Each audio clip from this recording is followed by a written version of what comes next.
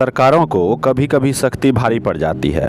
अब चीन को ही लीजिए, एक ऐसा देश जिसके बारे में दुनिया सिर्फ उतना ही जानती है जितना वो बताता है।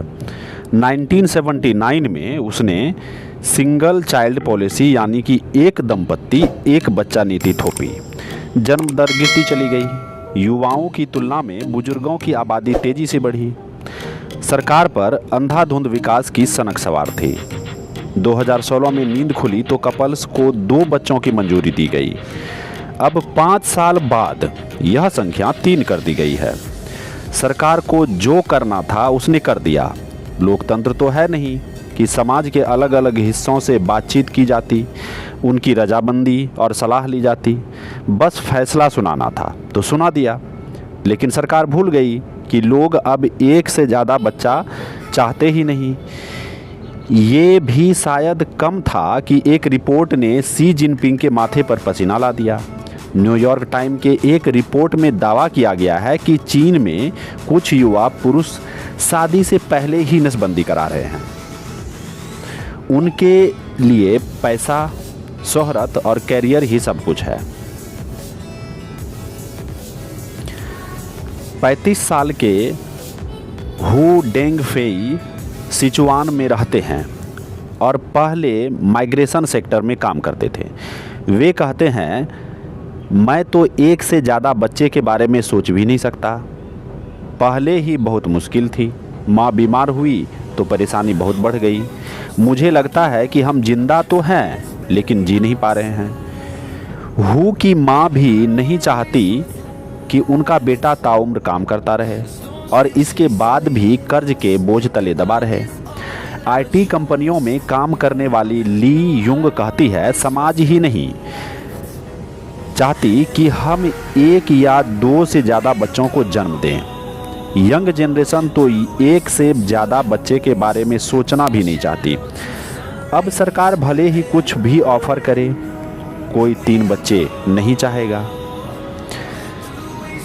चीन में ट्विटर की तर्ज पर वीवो प्लेटफॉर्म है। यहाँ लोग बता रहे हैं कि एजुकेशन कितनी महंगी है, मकानों के दाम आसमान पर हैं और काम के घंटों का तो कोई हिसाब ही नहीं है। ऐसे में 3 बच्चों को पालना नामुमकिन जैसा है। वीवो पर एक यूजर ने कहा, 3 बच्चों की सलाह देने वाले को बाहर निकालिए। क्या आप इन बच्चों को पालने में हमारी मदद करेंगे? उन्हें मकान देंगे? कुछ सर्वे भी कराए गए लेकिन इनमें भी लोग नई पॉलिसी को लेकर ज़्यादा उत्साहित नहीं नजर आए। मुद्दा 1, फिक्र 3। पहली फिक्र, महिलाओं को कंपनी मैटरनिटी लीव के पैसा नहीं देती। पुरुषों को नौकरी मिलना और अपना गुजारा ही मुश्किल है। वर्किंग कपल्स, एक बच्चे को पालना कठिन, 3 को कैसे पालेंगे?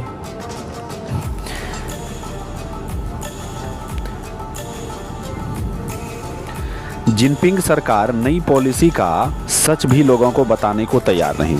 CNN के रिपोर्ट में सूत्रों के हवाले से कहा गया है, सरकार ने 3 बच्चा नीति पर लोगों को मदद का भरोसा तो दिया है, लेकिन ये मदद क्या और कैसी होगी इस पर कुछ बताने को तैयार नहीं है। हेबई यूनिवर्सिटी के प्रोफेसर लू कहते हैं, 5 साल में एक अच्छी बात हुई, मैटरनिटी लीव 160 दिन कर दी गई, इसके अलावा कुछ नहीं। न्यूयॉर्क टाइम्स के मुताबिक जिस दिन चीन सरकार ने 3 बच्चों की मंजूरी दी, उसी दिन बीजिंग की एक टेक्नोलॉजी में काम करने वाली 35 साल की लिली को उनके बॉस ने बुलाया और पूछा, आप प्रेग्नेंट हैं? आपको कितने दिन की मैटरनिटी लीव चाहिए? नौकरी जाने के डर से लिली ने कहा, ज़्यादा से ज़्यादा 4 महीने, हो सकता है कि इसके पहले ही काम शुरू कर दूं। एक रिपोर्ट के मुताबिक चीन में ऐसे अनगिनत मामले सामने आए हैं जहां महिला कर्मचारियों के प्रेग्नेंट होते ही या तो उनका डिमोशन कर दिया जाता है या फिर सीधा उन्हें नौकरी से निकाल दिया जाता है। कुछ महिलाओं से तो कॉन्ट्रैक्ट पेपर पर लिखवा लिया जाता है कि सर्विस के दौरान वे प्रेग्नेंट नहीं होंगी। CBS न्यूज़ से बातचीत में कुछ महिलाओं ने कहा, सरकार के बर्थ रेट बेहतर करने के लिए कुछ पॉलिसी बनाई है। 2019 से ही यह नियम है कि कंपनियां एम्प्लॉय से मैरिटल स्टेटस और किड्स के बारे में नहीं जान सकती। लेकिन ये पॉलिसी लागू कौन करेगा? लू पिन वुमन एक्टिविस्ट है। वे कहती हैं सरकार सिर्फ बातें बनाने में माहिर है, सिर्फ 2 काम करने से कुछ नहीं होगा। सरकार की नई 3 चाइल्ड पॉलिसी से तो वर्क प्लेस पर महिलाओं के लिए हालात और बदतर होने वाले हैं। कंपनियों को लगेगा कि वे कभी भी लंबी छुट्टी पर जा सकती है। 26 साल के हुयांग युलोंग की शादी नहीं हुई, इसके पहले ही नसबंदी करा ली। वजह बेहद दर्दनाक है। वे कहते हैं छोटा था तो काम और पैसे की तलाश में पेरेंट्स रिश्तेदारों के भरोसे छोड़कर चले गए थे। साल में कभी एक आध बार मिलने आते। ऐसे परिवार का क्या फ़ायदा?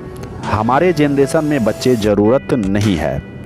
हम बिना किसी बोझ के जीना चाहते हैं, अपनी कमाई सिर्फ खुद पर खर्च करना चाहते हैं। 2 और युवाओं की भी कुछ ऐसी ही कहानी है। अलबत्ता वो नाम बताने से परहेज करते हैं और युवा भी नसबंदी कराने गए, लेकिन अस्पतालों ने उन्हें यह कहकर लौटा दिया कि आप अनमैरिड हैं, आपका नसबंदी कराना सरकारी नीतियों के खिलाफ है। न्यूयॉर्क टाइम के एक रिपोर्ट के मुताबिक चीन में कई इंश्योरेंस कंपनियां ऐसी हैं जो अविवाहित युवाओं को डबल इनकम, नो किड्स जैसे ऑफर दे रही है। मैच मेकिंग सर्विस सेक्टर की कंपनियां खुलेआम ऐसे युवाओं से कांटेक्ट करती है जो साथ तो रहना चाहते हैं लेकिन पेरेंट्स नहीं बनना चाहते।